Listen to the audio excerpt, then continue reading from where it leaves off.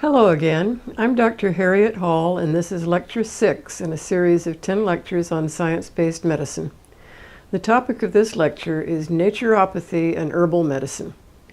For a long time, I wasn't sure exactly what naturopathy meant. When people ask me what is chiropractic, I had no difficulty answering.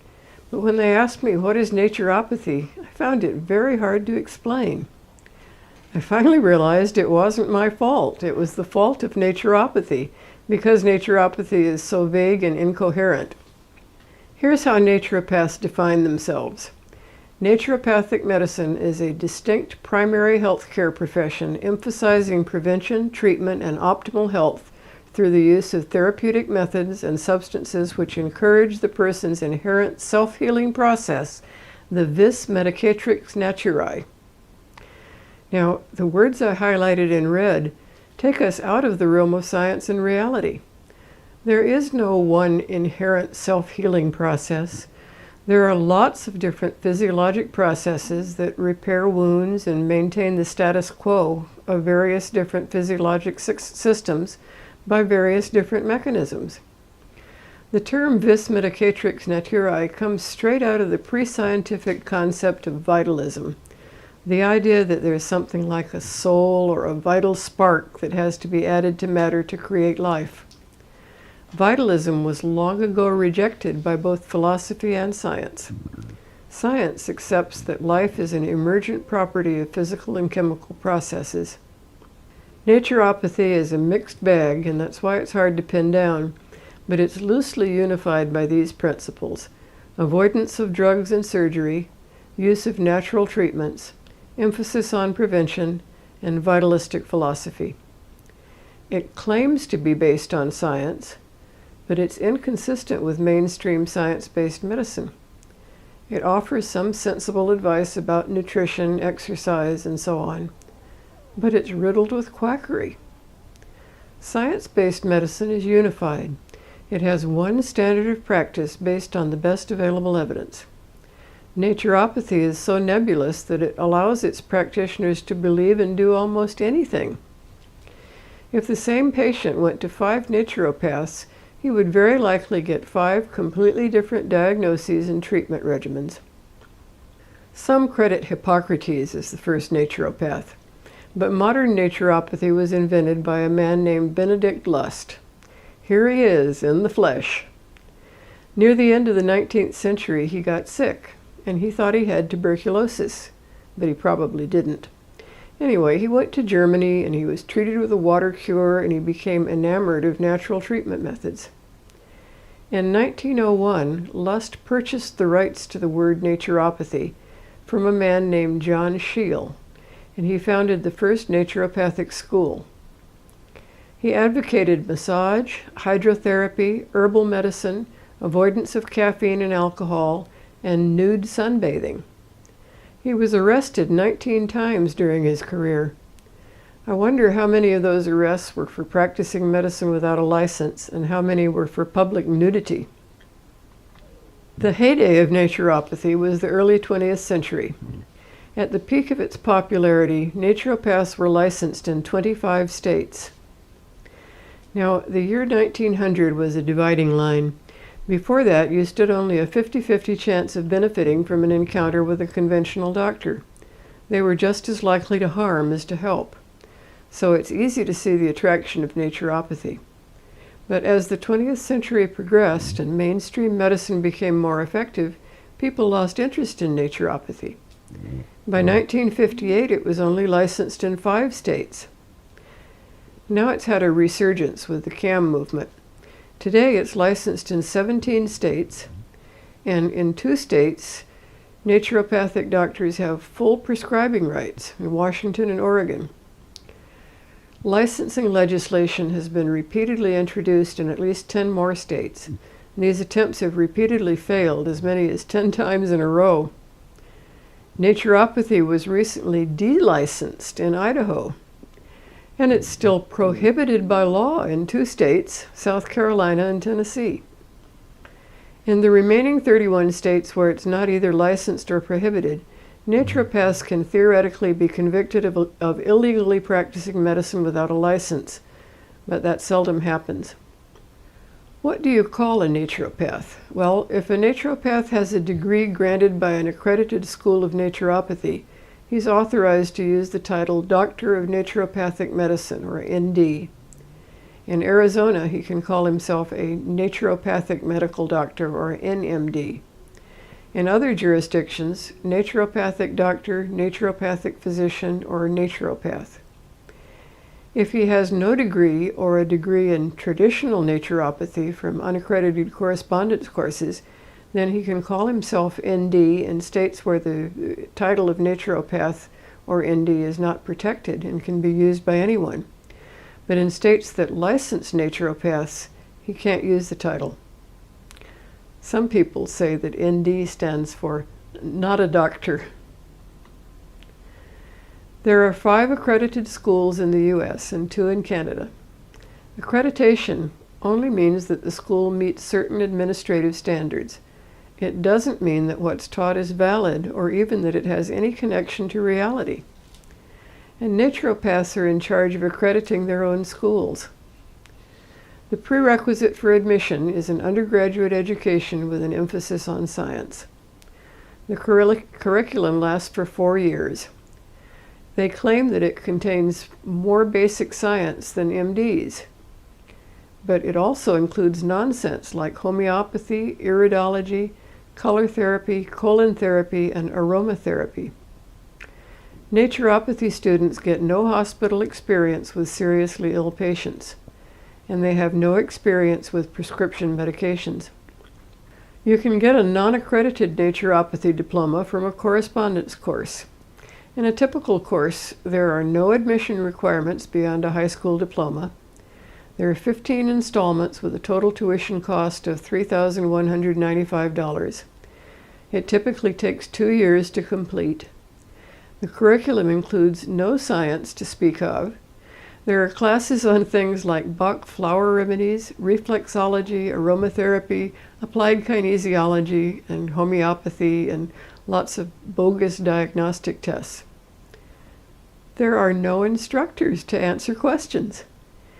Students who initially fail tests are helped to pass them. They're allowed to keep retaking the questions they missed until they get them right. And there's no final exam. And in states where NDs are not licensed, these people are getting away with calling themselves naturopaths and with practicing medicine without a license. This is a standard naturopathy textbook, 2,000 pages long. It was authored by the president of Bastyr University, the most prestigious school of naturopathy.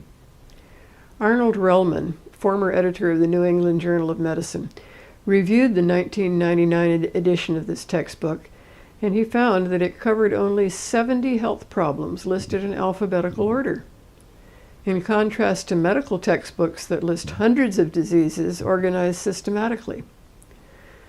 This textbook omits many serious diseases like cancer, heart attacks, kidney disease, tuberculosis, and meningitis. It lists treatments that are not likely to be effective. It omits treatments that are known to be effective. It makes claims for herbal remedies with little or no supporting evidence, and it offers dangerous advice. Relman concluded, "Judging by the standards of practice presented in this textbook, it seems clear that the risks to many patients seeking care from the average naturopathic practitioner would far outweigh any possible benefits." The textbook still teaches the 4 humors. The idea of the 4 humors was an early attempt to understand how the body worked. It recognized 4 bodily fluids: blood, yellow bile, black bile, and phlegm. It attributed diseases to an imbalance of those fluids. Hippocrates and medieval doctors believed in it, but it's been completely superseded by scientific knowledge, and it's nothing but a historical curiosity. Yet incredibly, it's still being taught to naturopaths. The latest edition of the textbook of natural medicine contains a whole chapter on Unani medicine, which is basically the Greek philosophy of humors with a few contributions from Islam and folk medicine. Over 2 pages are devoted just to describing the physical manifestations of the humors. It tells the student that people who are sanguine, dominated by blood, have urine that is rich or bright yellow and thick. The choleric, dominated by yellow bile, have urine that is scanty, dark, thin, and can be hot or burning. The melancholic, black bile, are light sleepers. The phlegmatic are deep sleepers, and they tend to snore. Here are just a few of the treatment recommendations from the textbook. For asthma, hydrogen peroxide baths and gems, either worn as jewelry or placed around the home in special places. Instead of proven treatments for high blood pressure, hyperlipidemia, and atherosclerosis, it recommends unproven herbs and chelation. For acute stroke, it recommends ice-cold compresses over the carotid arteries, plus subtle energy medicine. AIDS is mentioned in the textbook. It recommends naturopathic treatments, even though it admits there are no clinical studies showing that they work. It gives no information about the conventional treatment of AIDS with antiretroviral drugs, for which there are clinical studies showing that they're life-saving. Patients with HIV infection will not progress to AIDS and will have a near-normal life expectancy if they're treated with HAART, highly active antiretroviral drugs.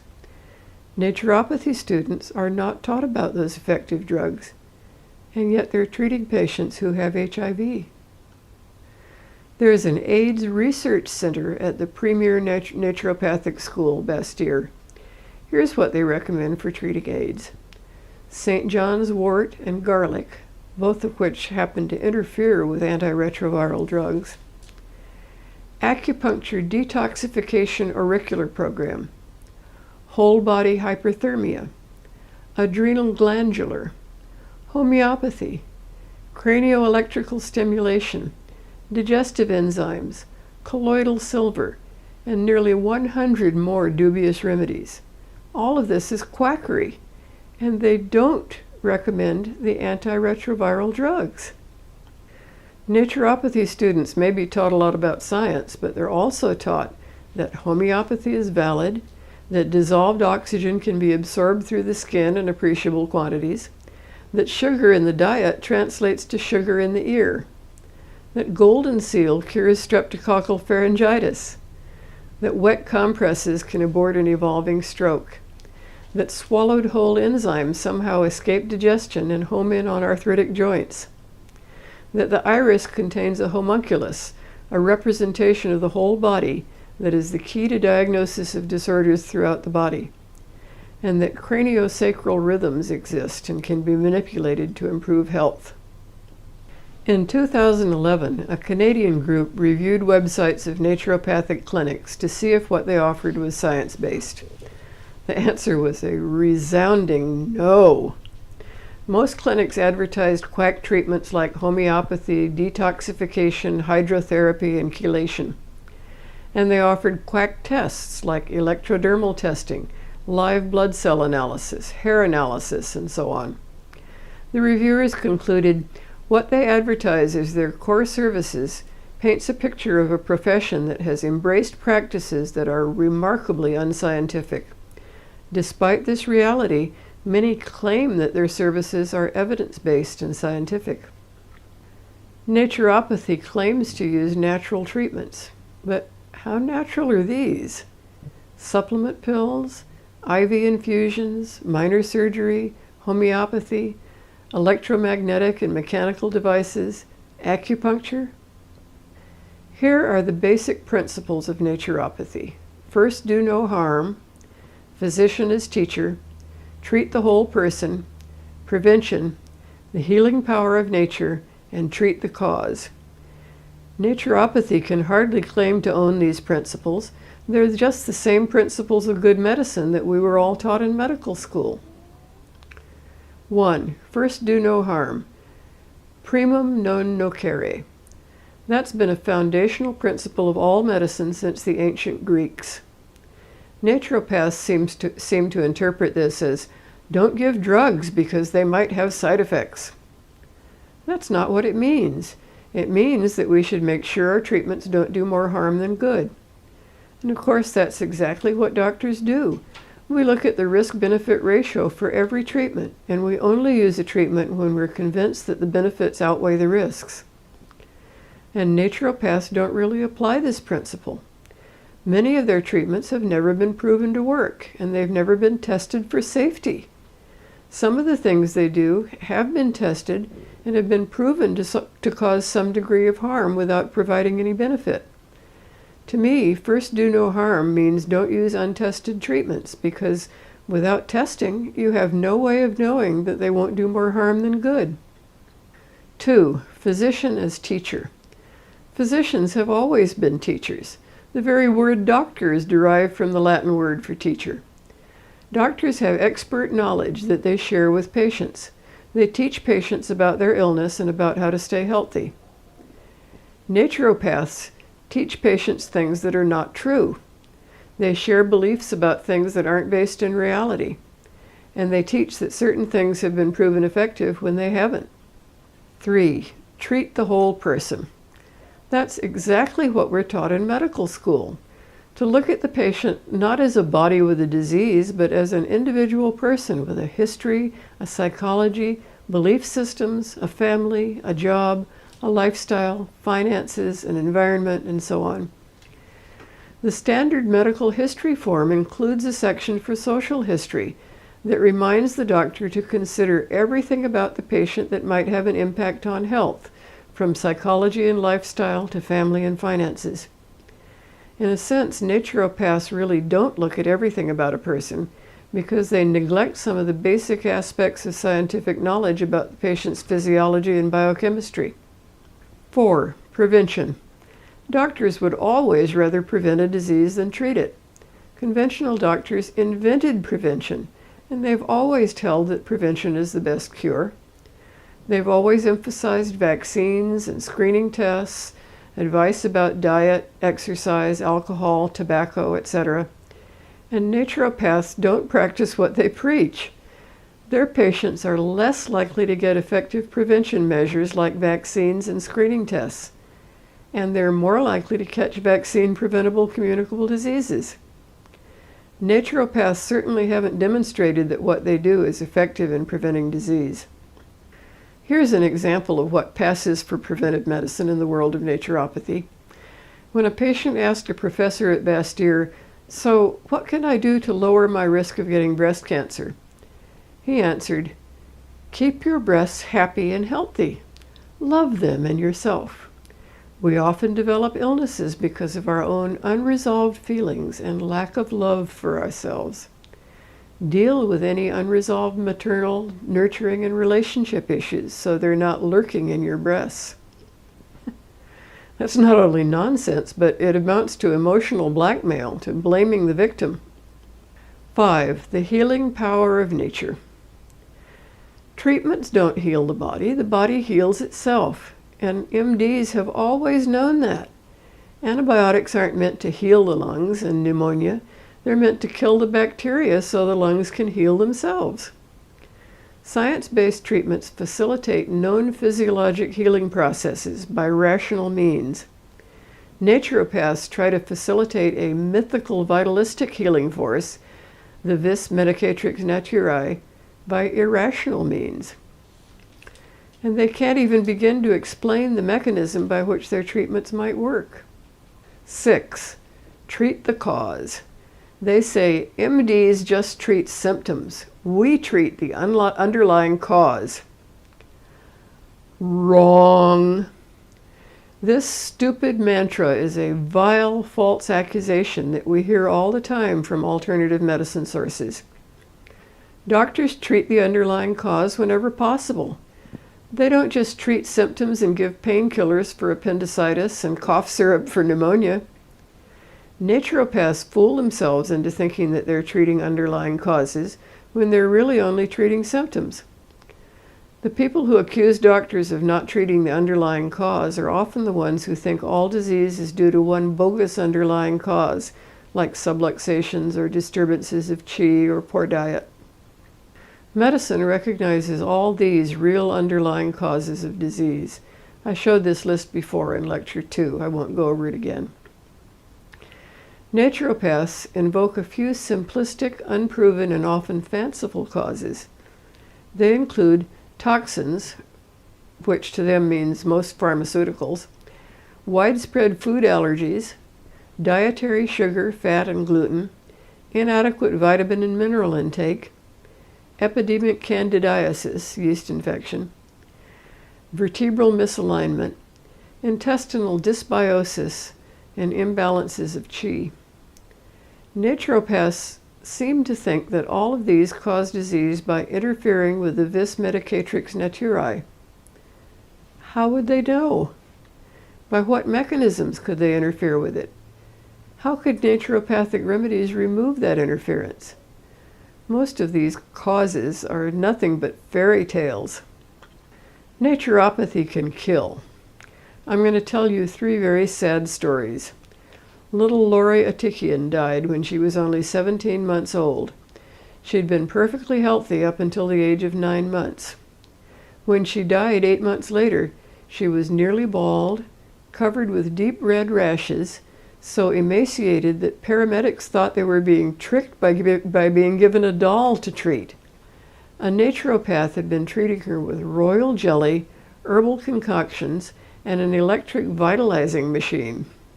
When her hair fell out, he told her parents it was normal. He told them not to worry if she didn't gain weight, and not to take her to the hospital because it would be like holding a loaded gun to her head and pulling the trigger. The day before she died, the naturopath told her mother to wrap her in cabbage leaves to draw out the poisons. Her parents were sentenced to 2 years in jail. Incredibly, the naturopath was not charged. A teenage girl had asthma. The naturopath treated her with acupuncture, vitamin B12, and herbal tinctures. She failed to do the necessary pulmonary function tests to assess the severity of the girl's condition. The girl died of an acute asthma attack. A breast cancer patient died after treatment with herbal remedies, including pesticide removal tinctures. The naturopath blamed the patient for giving up. These patients were harmed but not killed. Raj Bajitha was a 69-year-old man who developed circulatory failure in both of his legs. The naturopath failed to recognize the emergency and continued to treat him with massage and a supplement. Both of his legs had to be amputated.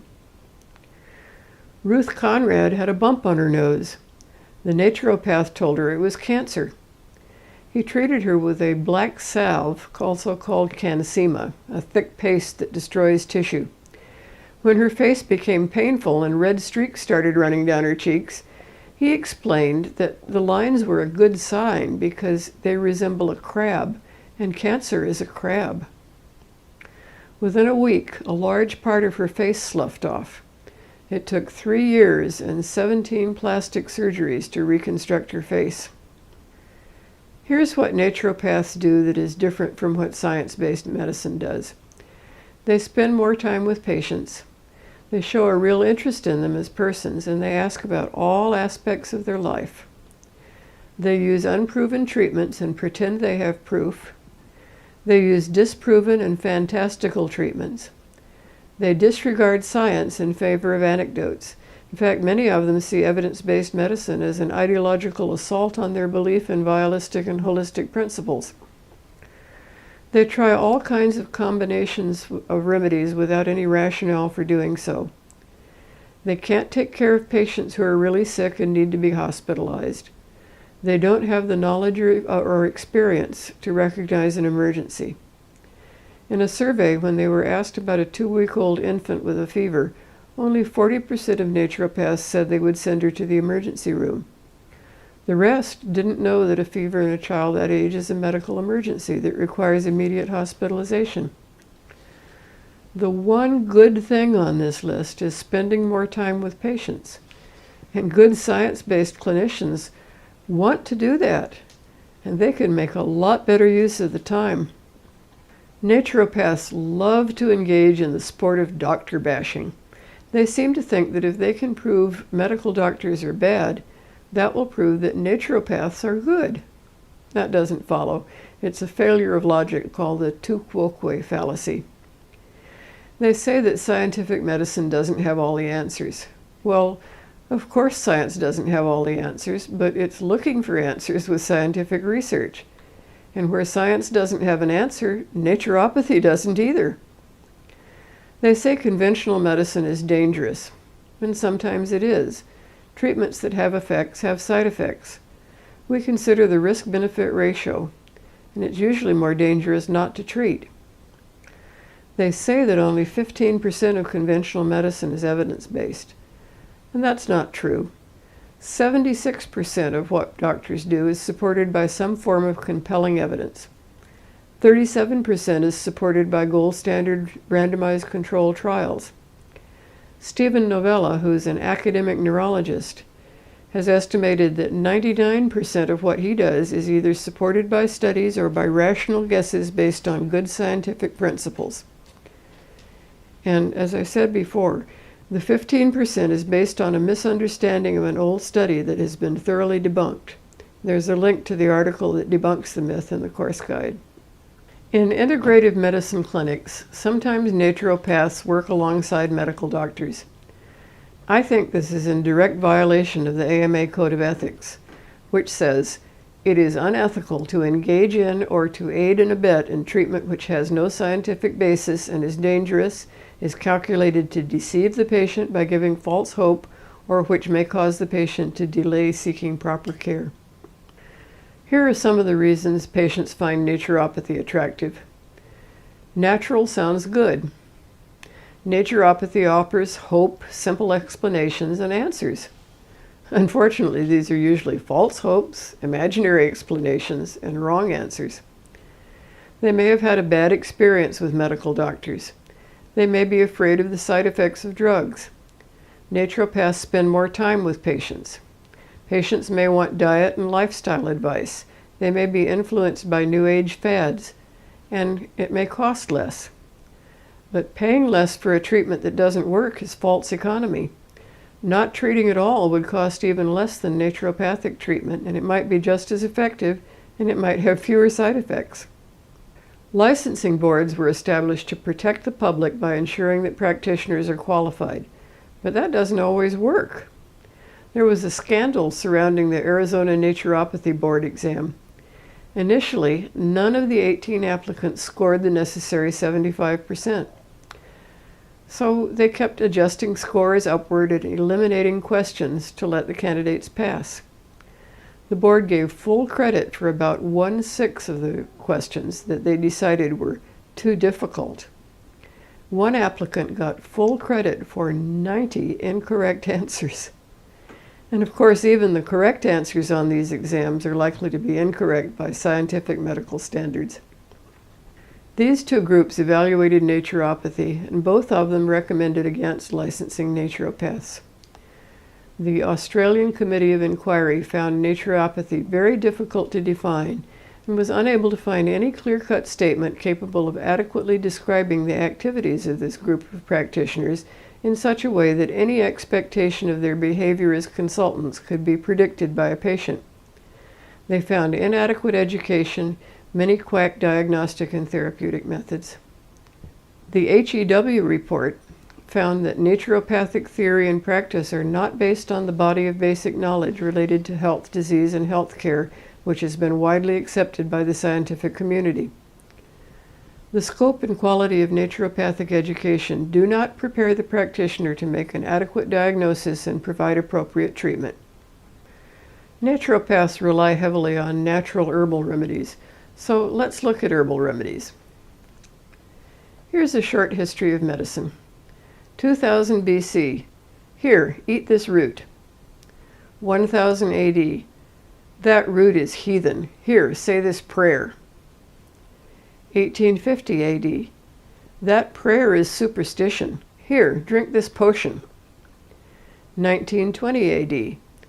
That potion is snake oil. Here, swallow this pill. 1965 AD. That pill is ineffective. Here, take this antibiotic. In 2000 AD, that antibiotic is artificial. Here, eat this root. It seems we've come full circle. Are herbal drugs better than prescription drugs? Here are the 4 arguments I usually hear. Herbs are natural. Everybody just knows that natural is better. People subscribe to the natural fallacy, where natural is equated to good. They forget that nature makes poisons that kill people. Nature is not user-friendly. Plants don't produce chemicals to cure the illnesses of humans. They produce chemicals to keep animals from eating them. Sometimes we get lucky, and those chemicals happen to have medicinal effects. I've had people tell me that a molecule made by a plant is somehow better than if it's made in a lab. It isn't better, it's the exact same molecule. Synergism. They claim that plants have lots of other ingredients that enhance the effect of the main ingredient. There's very little evidence for that. Other components are just as likely to decrease the effectiveness and to add unwanted side effects. When an herbal medicine has been compared to its active ingredient alone, the active ingredient almost always works as well or better than the mixture. Natural remedies are milder. Well, some herbs are milder than some drugs are milder than some herbs are the same as drugs, and it depends on the dose. Natural remedies don't have side effects. Well, yes, they do.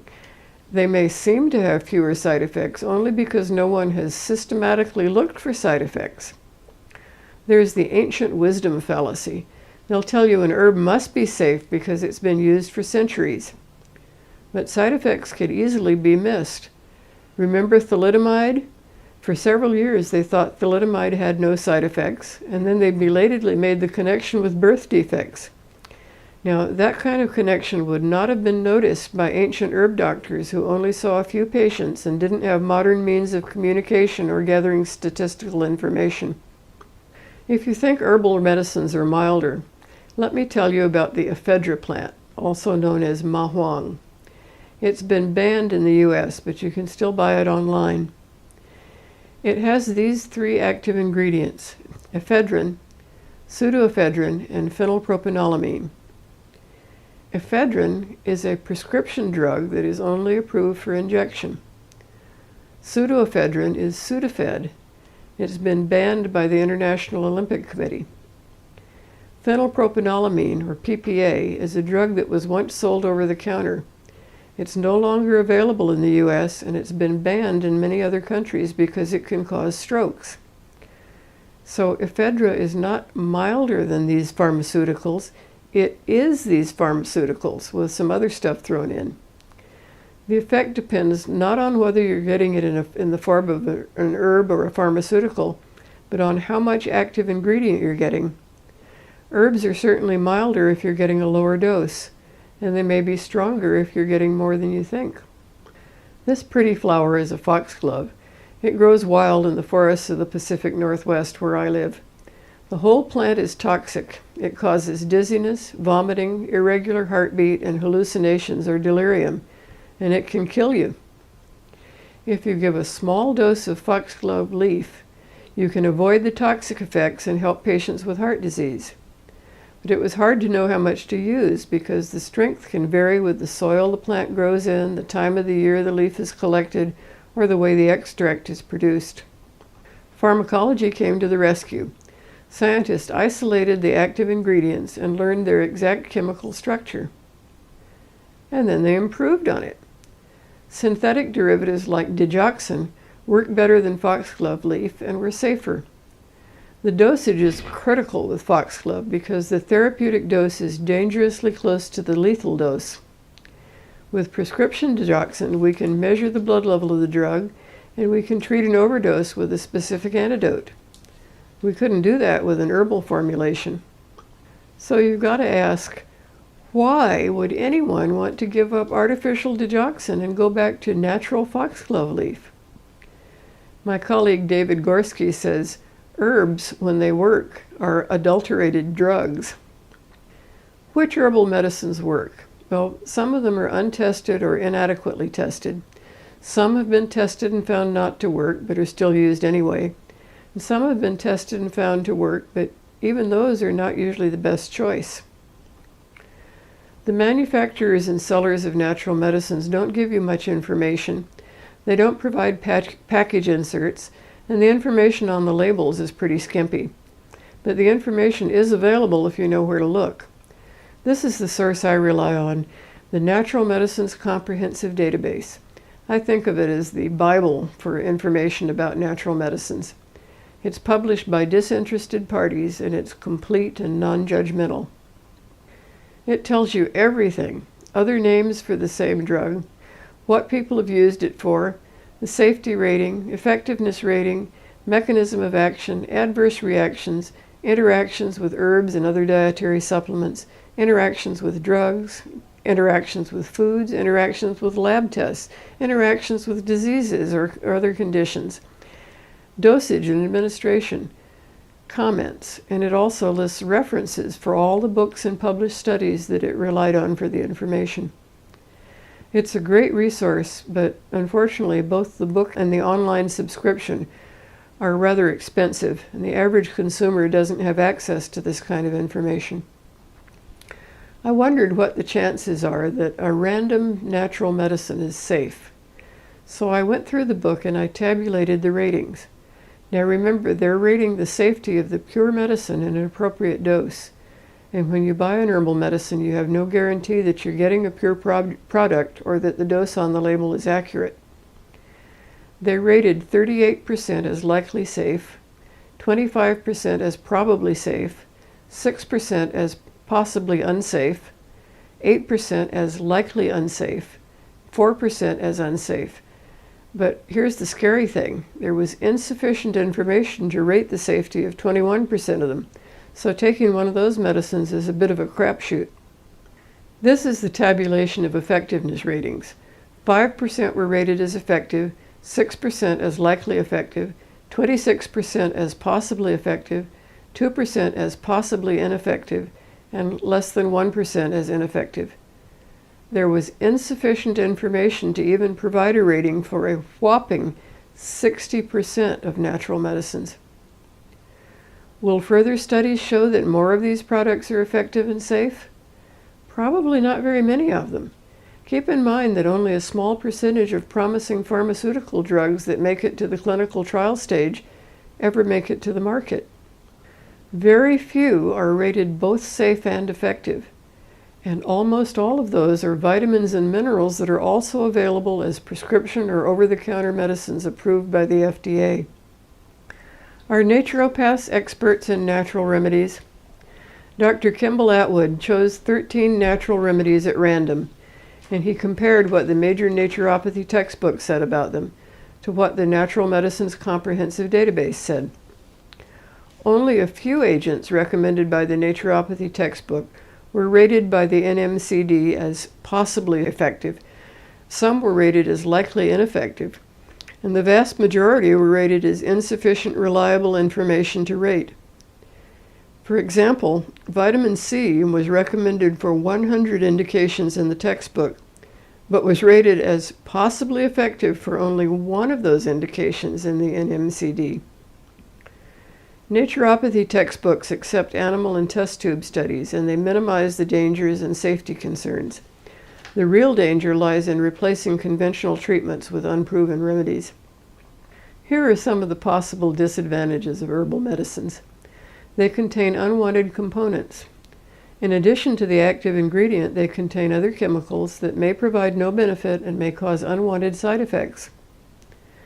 The information is incomplete. You don't get any warnings of side effects and drug interactions. There are no package inserts like pharmaceuticals. It's difficult to control the dose. Herbs in their natural state vary from batch to batch. Contaminants. Herbal remedies have been found to contain poisons, cancer-causing chemicals, insect parts, and even prescription drugs. 20% of the Ayurvedic remedies that were sold in Boston stores were found to be contaminated with toxic levels of heavy metals. The content may not correspond to the label. In a recent study, only 41% were accurately labeled. Independent lab analyses have shown that the amount of active ingredient varied by as much as a factor of 10. Some contain no active ingredient at all, and some contain several times as much as the label said. Ineffective regulation. Diet supplements don't have to meet the same standards as prescription drugs. Regulators don't do a good job of stopping illegal claims. When they evaluated 443 websites, they found that 81% of them made illegal health claims. 55% illegally claimed to treat, prevent, diagnose, or cure specific diseases, and 52% omitted the legally required standard FDA disclaimers. Inadequate monitoring. Prescription drugs are systematically monitored for complications and side effects. Natural medicines aren't. And we know that 12% of herbal remedy users have adverse effects. Interactions. Something as benign as taking too much vitamin C can make birth control pills fail. Ginkgo can cause bleeding problems when used with other medications, and it should be stopped before surgery. Even when herbs are effective, in most cases there is a pharmaceutical that is more effective. A recent study looked at what was in herbal medicines using DNA analysis. They evaluated 44 products from 12 companies. They found that only 48% contained the authentic product. 59% contained plant species that were not listed on the label. 1/3 of them contained fillers and contaminants that were not listed on the label. 1/3 of them contained substituted ingredients, and none of the labeled ingredient. One sample was labeled as containing St. John's wort used to treat depression, but it actually only contains senna, a laxative. So instead of lifting your mood, it would put you on the toilet. Stephen Novella says, I am not a fan of herbal medicine. Herbs are drugs. Herbal products on the market are simply poorly regulated drugs that probably don't work, that have variable doses, often have contaminants, and may be incorrectly labeled. So they're terrible drugs. They're sort of like street drugs. You can never be sure what you're buying. The story of red yeast rice is really ironic. It's been promoted as a natural alternative to statin drugs for lowering cholesterol. And it works. Sure it does, because it contains the exact same active ingredient, lovastatin, that's in prescription drugs. It isn't an alternative to statins. It is a statin, only in a form that is not as pure or as well regulated as the prescription forms. Oops, it was lovastatin, but it's not anymore, because the FDA now requires that the drug lovastatin be removed from red yeast rice before it can be sold in the U.S. as a diet supplement. Stephen Barrett of Quackwatch says, I believe that the average naturopath is a muddlehead who combines common sense health and nutrition measures and rational use of a few herbs with a huge variety of unscientific practices and anti-medical double talk. Here's my conclusion. The things that naturopaths do that are good are not special, and the things they do that are special are not good. Their only claim to fame is spending more time with the patient. If science-based doctors could find a way to spend more time with patients, they could put that time to much better use than naturopaths do.